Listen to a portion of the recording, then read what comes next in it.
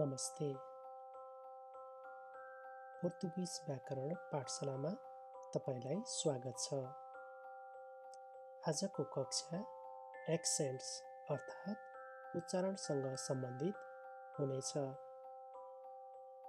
पोर्तुगीज व्याकरणमा अल्फाबेटको माथि लेखिने विशेष चिन्हहरूलाई एसेन्टोस भनिन्छ।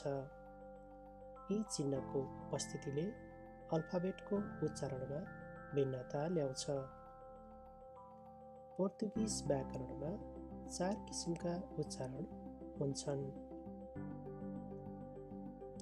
1 नम्बर एसेन्टो अगुदो। यस्तो चिन्हले शब्दको उच्चारणमा ओपन भोवेल साउन्ड बनाउँछ। यस्तो चिन्ह सबै vowel sounds A, E, I, O, युमा लाग्छ। फर इक्जाम्पल ग्रामाटिका, ग्रामर।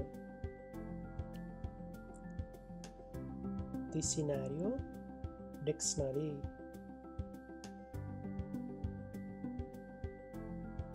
प्रेटेरितो,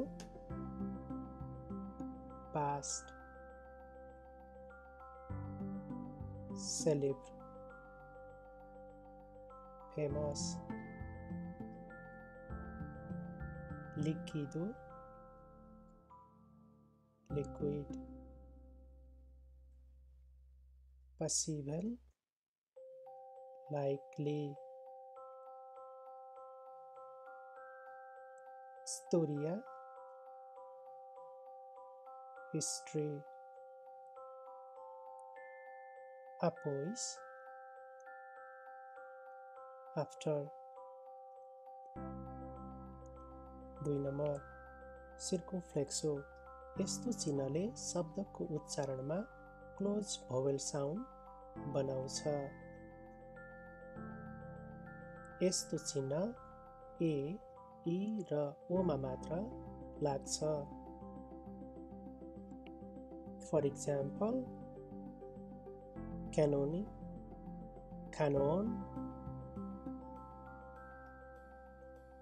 पेरा, वेट। पोर, पुट। 3 नम्बर तिल। यस्तो चिन्हले शब्दलाई नाकबाट उच्चारण गर्न प्रेरित गराउँछ।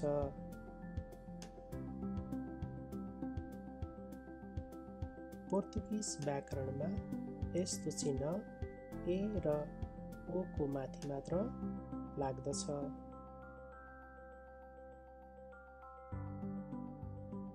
फर इक्जाम्पल माउस, ह्यान्ड्स।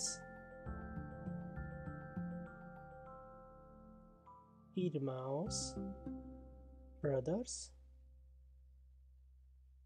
पोई, पोट। कंपोई, मेकअप। 4 नम्बर एसेन्टो ग्रेप। पोर्तुगीज व्याकरणमा कम प्रयोग हुन्छ। यसले शब्दलाई स्ट्रेस बिना ओपन साउन्ड बनाउँछ। फर इक्जाम्पल अकिला, दैट। धन्यवाद।